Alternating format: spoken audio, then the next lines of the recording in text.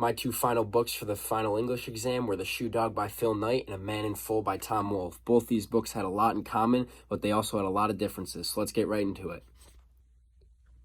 All right, so we're going to start it off here talking about a little bit of diction for both of these books. So it started off with The Shoe Dog by Phil Knight.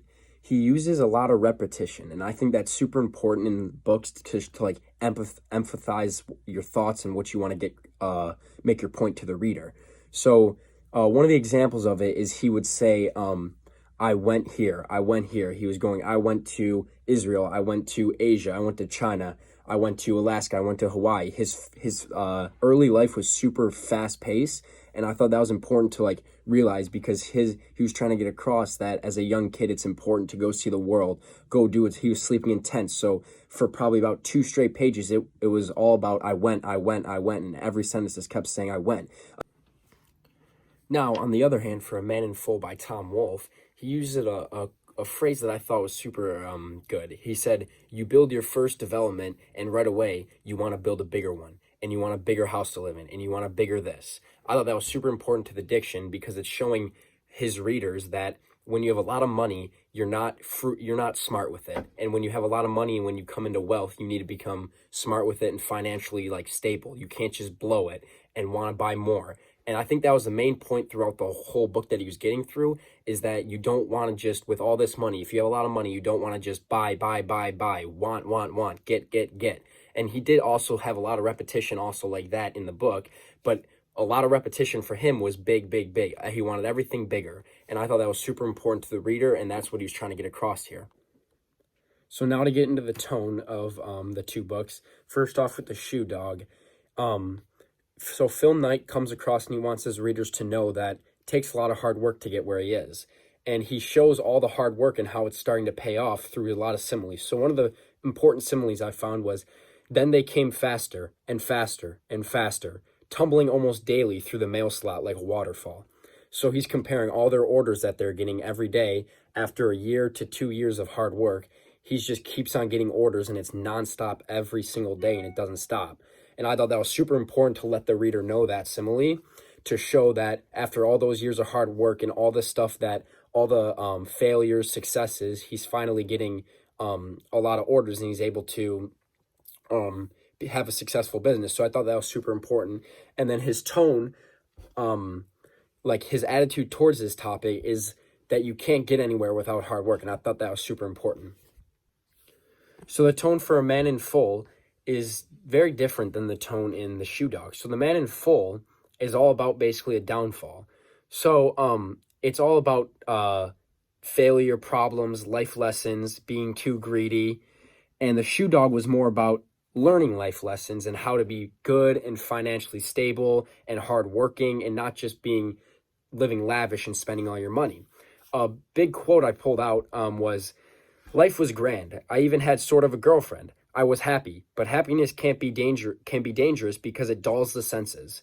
So that shows that he was happy because he had a lot of money, but by that getting all that money, it was very like, it changed his whole attitude. He was just all about living lavishly. He had the pretty girls, all that. So his tone was more of like, I'm better than everyone else. I can get whatever I want.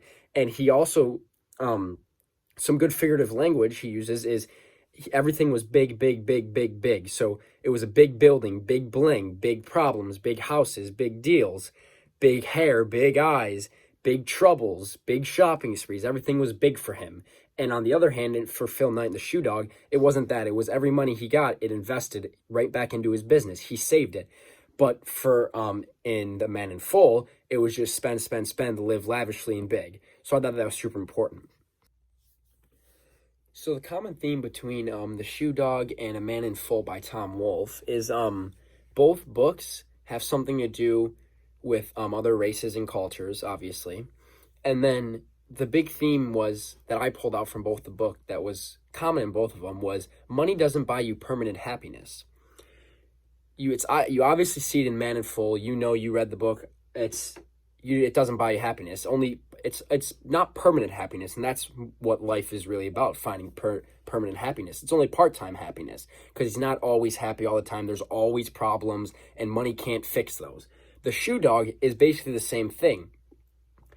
Nike, he created a huge business, made a ton of money off it, but in the end, he's permanently happy not because of the money. The money isn't a factor in his life. And towards the end of the book, he goes on to tell us about that, saying that he's found happiness within himself, where he lives. He's relaxing in life.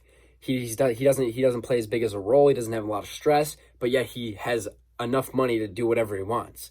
So I think the goal of both of those books was to try to get permanent happiness, and that money doesn't buy you that. And that's what I think the common theme is between them. And the authors' themes agree with each other.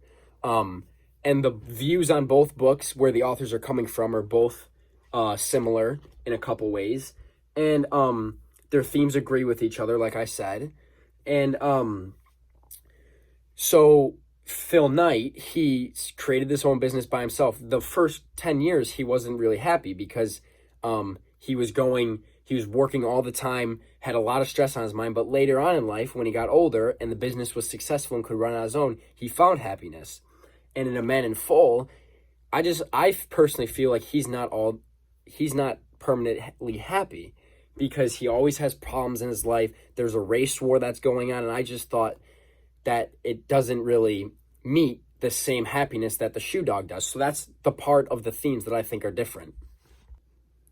All right, so overall, between both the books, The Shoe Dog and A Man in Full, through topic, theme, diction, figurative language, the author's purpose, and tone, I think all 6 of those points all relate to one another, and they all have something to do with another culture, which I thought was super important, because both the books kind of went aligned with each other's, and like both were super similar but also very different at the same time. So it kind of showed 2 points of 2 different views. One was about creating your own business and getting money, and one was being rich and like how to how to use that money and don't just spend it. And I thought that was super interesting to myself to read 2 books like that were super similar but also super different. So that's the end of my final exam, and have a good summer.